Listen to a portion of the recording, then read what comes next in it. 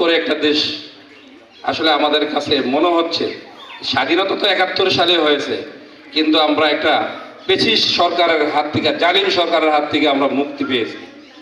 অন্তত পক্ষে আমরা পালিয়ে না থেকে, অন্তত পক্ষে কারো রোষানলের থেকে আমরা অন্তত কিছুটা হলো রেহাই পেয়ে স্বাধীনভাবে একটু রাস্তায় চলাফেরা করতে পারছি।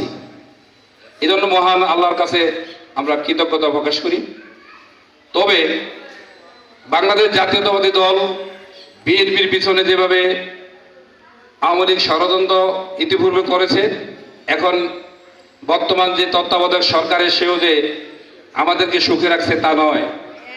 প্রিয় উপস্থিতি, একটু আগে মাসুদ রায়হান সাহেব বলছেন যে আপনারা ফেসবুকে দেখছেন বিভিন্নভাবে আমাদের বিএনপির বিরুদ্ধে কিভাবে লেগেছে।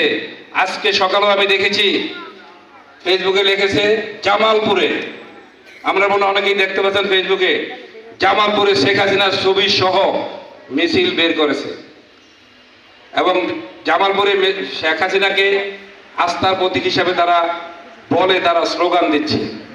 আস্তে আস্তে দুই এক ডিস্ট্রিক্ট করে তারা আত্মপ্রকাশ করছে। এই সাহস এবং শক্তি তারা কোথায় পেল?